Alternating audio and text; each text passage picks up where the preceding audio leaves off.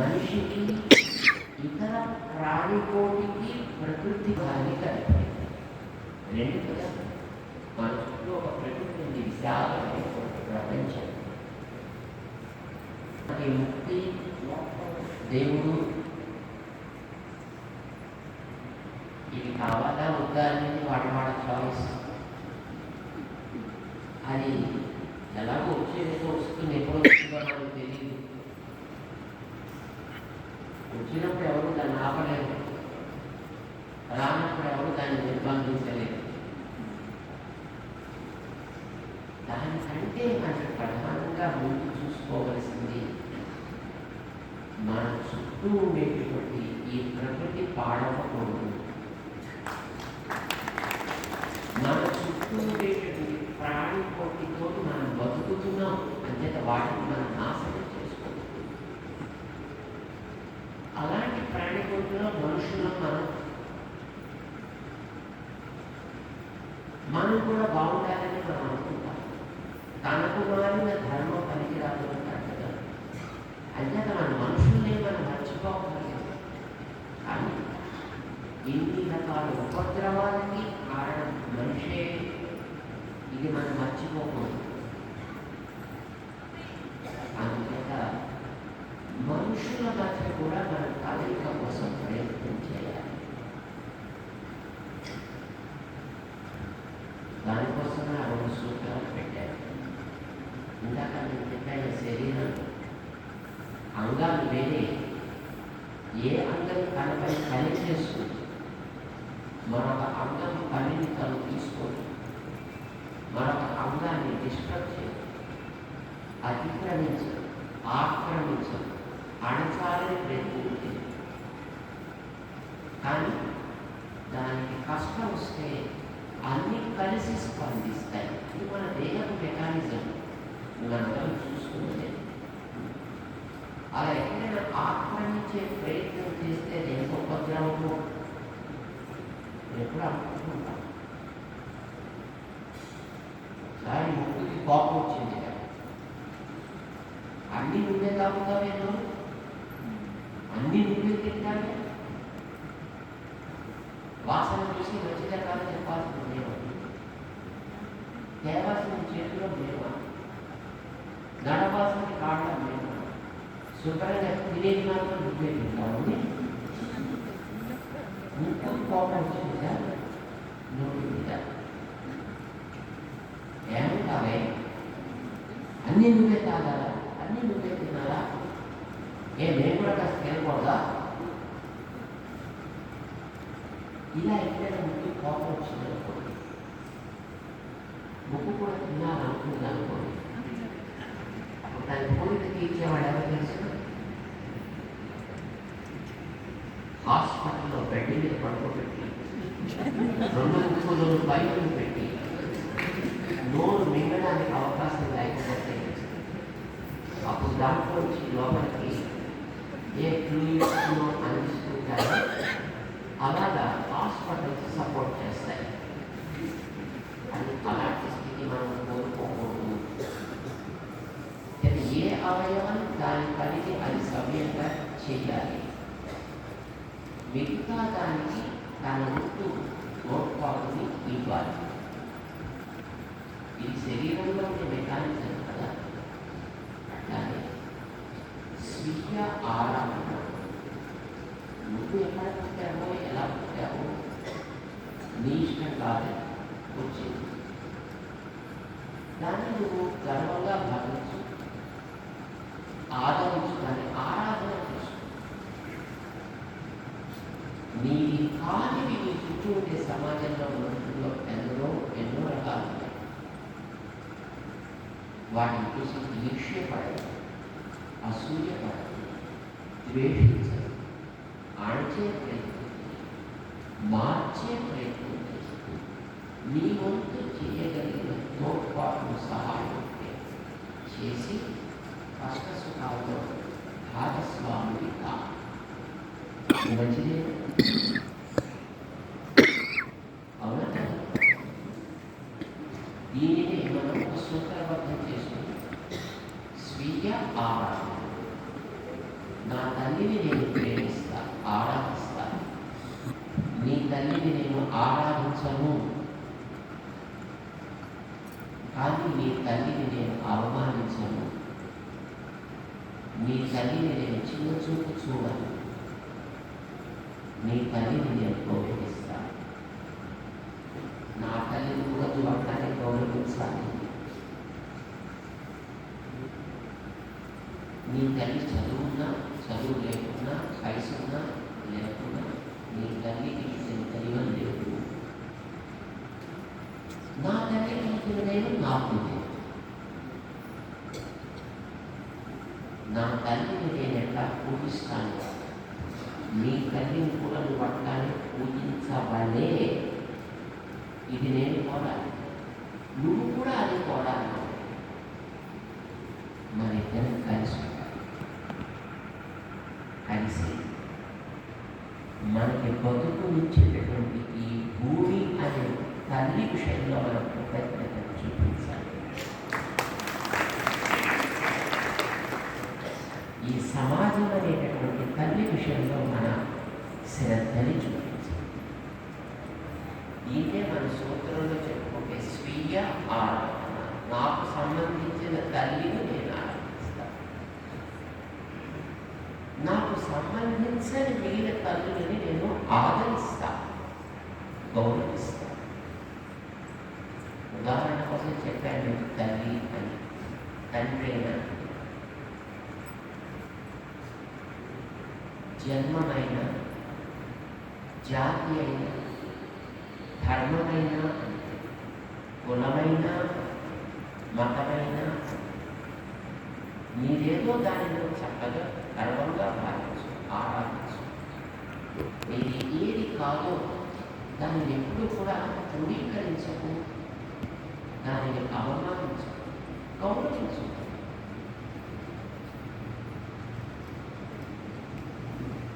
మాకు సంబంధించిన మిత్రులలో నాస్తికులు కూడా ఉంటారు. మేము ఆస్తికులు ఉంటారు అంటారు. అవునబాబు ఆస్తికులు అంటారు. కొంతమంది నాస్తిక మిత్రులు కూడా మాకున్నారు. నేను వాటిని కూడా ఆదరిస్తాను. ఎందుకో తెలుస్తుంది, ఆస్తికత అనేది, నాస్తికత అనేది మనస్సుని సంస్కరించుకోవడానికి అందిన ఒక సాధనం. మాటలు చెప్పడానికి, ఇంకో ఇతర పనులు చేయడానికి కాదు. అది మన మనస్సుని సంస్కరించుకోవడానికి మనకు అందిన సాధనం. నీకు ఆస్తికత అనే పేరుతోటి ఒక సాధనాన్ని నువ్వెన్నుకున్నావు, అందులో నువ్వు నడుస్తున్నావు. నీ మిత్రుడు నాస్తికత అనే ఒక సాధనాన్ని ఆయన ఎన్నుకున్నాడు, అందులో ఆయన నడుచుకున్నాడు. ఆయన మాత్రం అనుకుంటుంది మాత్రం, కానీ నువ్వు ఆయన ఇద్దరు కలిసి ఉంటేనే ఈ సమాజం ఉంటుంది. మనం ఉండే భూమిగా నీళ్లు తీసేస్తే ఉండే జాగా ఉంటే మనం ఆ జాగాలో ఉంటాయి. ఎలాగో అందులో ఉండాలనుకున్నప్పుడు ఒకరినొకరు గౌరవించుకుంటూ ఉంటాం. తిప్పుకుంటూ, కొట్టుకుంటూ, పసుకుంటూ పోతూ. అంతే నిన్ను నేను గౌరవిస్తా, నన్ను కూడా నువ్వు గౌరవించాలి. మన ఇద్దరు కలిసి మన సమాజాన్ని గౌరవించాలి. మన విశ్వాసాలు లోపల, మన కార్యం సమాజం. దీన్ని చెప్పడానికి స్వీయ ఆరాధన, సర్వ ఆదరణ అని మనం అనుకున్నాం. మనందరికీ తెలుసు, నీళ్లు లేకపోతే మనం బతకలేము, చెట్లు లేకపోతే మనం బతకలేము, గాలి లేకపోతే మనం బతకలేము, పక్షులు లేకపోతే మనం బతకలేము, పశువులు లేకపోతే మనం బతకలేము. కానీ నీళ్ళని కలుషితం చేసేది మనిషే, నేలని కలుషితం చేసేది కాదు. పక్షులు, జంతువులు చేయవు, మనిషే. చెట్లని తాకేది మనిషే, జంతువులను చంపేది మనిషే. పక్షులను చంపేది, మనిషి గాలిలో వాయువులను వదిలేది, మనిషి అన్నీ చేసేది మనిషే. అందుకే మానవ సేవయే మానవ సేవ. ఈ మాట మనందరికీ నరాలతో జీవించుతుంది. ఇది మనకి భయపడి చెప్పే మాట కాదు, ఇప్పుడు మధ్యలో వచ్చి చేయండి. మాట మన మనసు మీద ప్రభావం చూపిస్తుంది, తెలిసింది కదా.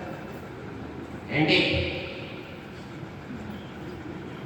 ఎలా అన్నారు? ఎలా ఉండేది? మాటకి శబ్దానికి ఒక ప్రభావం ఉంది, అర్థం కలిగిన మాట మీద ఒక ప్రభావం ఉంది. మన మనసు మీద ఈ మానవ సేవ అనే దాని ప్రభావం అతి తీవ్రమై ఈ వేళ యాంత్రికమైనటువంటి రకరకాల ప్రగతి అనే పేరుతోటి మన ఉనికికి మనమే అందం కలిగించుకుంటున్నాము. ఇదందరికీ తెలుసు. ఎందుకంటే మాట ప్రభావం ఎంత ఉంటుందో నేను చెప్తాను. అక్కడ ఒక ఇద్దరు కూర్చున్నారు ఎదురుకుండా, అందులో యువతలాయనే మంచోడు, ఈయనే మంచోడు. అర్థమైంది?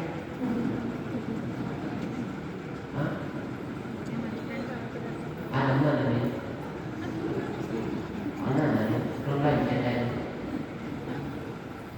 ఎప్పుడైతే ఏ అంటామో దాని అర్థం రెండోదని పక్కకు తీసేది.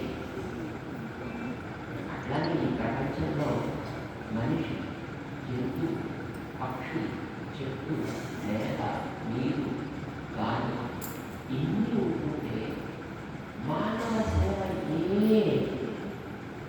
మానవ సేవ అంటే పెద్దవాటిని ఇటువంటి క్లాసులు చేశాను.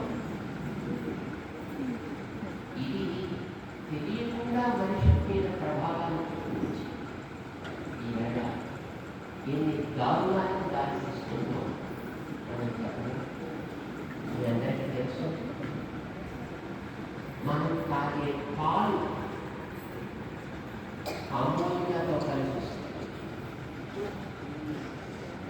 మనం తాగే నూనెలు ఎన్నో రకాల విషాలతో కలిసి వస్తాయి. సరే, ఇప్పుడు అందరికీ బయట ఒక ఉద్యమం జరుగుతుంది. ఆ తిరుపతి లడ్డు గురించి మీ అందరికీ తెలుసు. దాంట్లో ఎన్ని రకాలు కలిసి ఉన్నాయి వాడే వాటిలో. మనం తినే ప్రతి పదార్థము కలుషితం చేస్తున్నాము. నేను బాగుంటే చాలు అనేది మంచిది. ఏ నెల మీద నువ్వు బతుకుతున్నావో ఆ నెల పాడైతే నీ గుడికి, ఏ నీళ్ళ వల్ల నీ ప్రాణం నిలుస్తుందో ఆ నీళ్లు కలుషితమైతే నీకు బతుకి, ఏ చెట్ల నుంచి వచ్చే ఆహారానికి నువ్వు బతుకుతున్నావో వాటిని నాశనం చేస్తే నీ బతుకి అని మనం అన్నింటినీ పాడు చేస్తున్నాం. ఇది తప్పు. దీనికి మూల కారణం మానవ సేవ. ఇది చాలు అనుకోవడం ప్రమాదం. బహుశా ఈ ఆలోచన తర్వాతే యంత్రయుగం ప్రారంభమై ఉంటుందనుకుంటా. బహుశా 300 ఏళ్ల క్రితం ఇండస్ట్రియల్ రివల్యూషన్, దాంతో రకరకాల ప్రమాదాలు వచ్చాయి. సరే,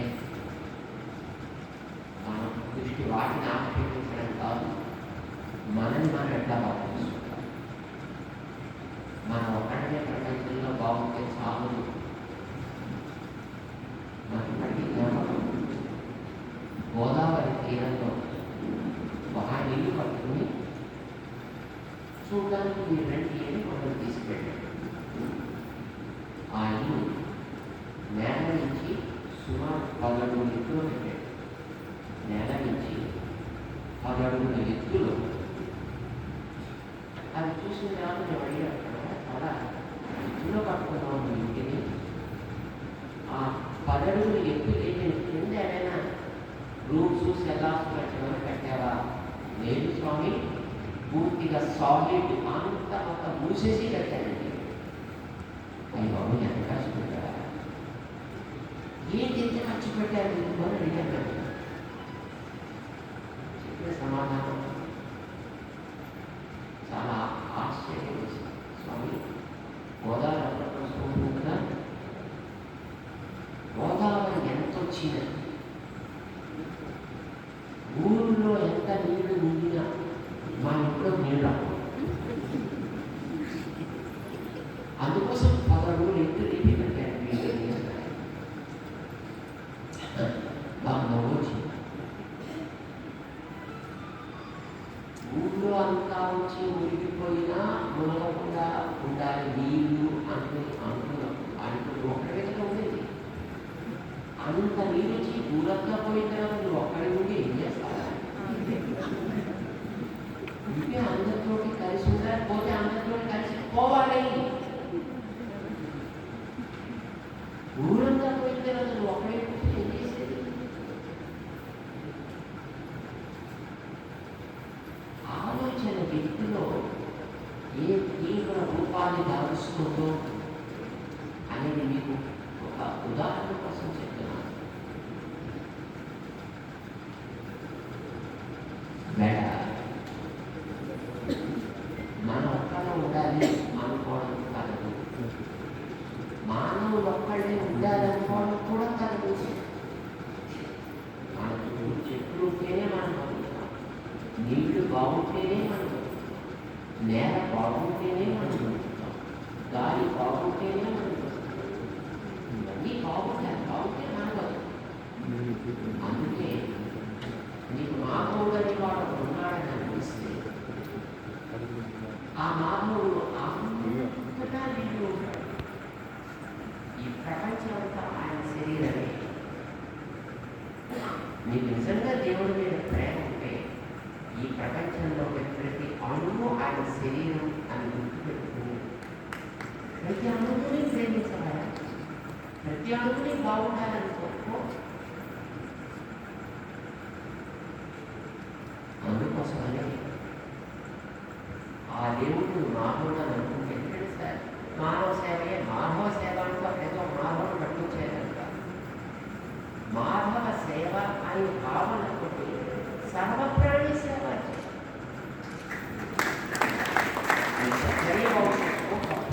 చేసుకో.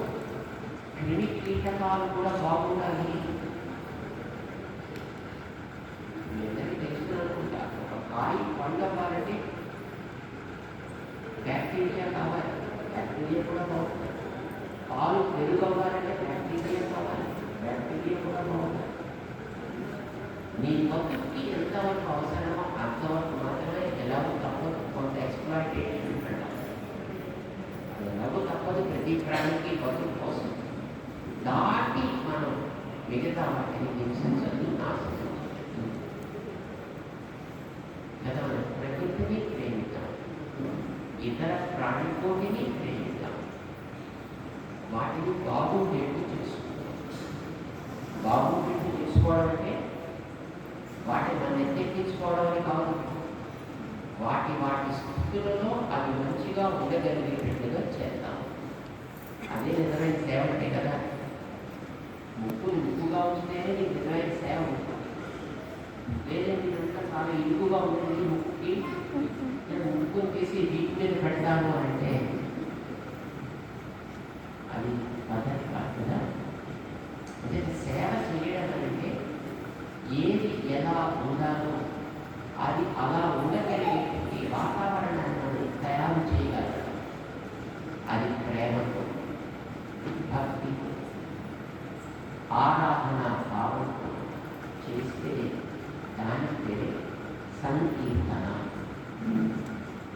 ఈ సంకీర్తనని మనం ఒక సూత్రంగా తీసుకుంటాం, ఒక ప్రవాహంగా దీన్ని మారుతాం. ఇక్కడ కూర్చున్నటువంటి పెద్దలందరూ కూడా వారి వారి స్థాయిలో అద్భుతమైనటువంటి ఉత్తమ కృషిని చేసుకున్నటువంటి మహనీయులు. మీలో కూడా అట్లాంటి వాళ్ళు ఎందరో ఉన్నారు. ఇందాక రమణమూర్తి గారు చెప్పిన దాన్ని బట్టి అందరూ ఇప్పుడు ఇక్కడ మాట్లాడాల్సిన అవసరం లేదు, దానికి ఎవరు మాట్లాడాల్సిన అవసరం లేదు. ఇది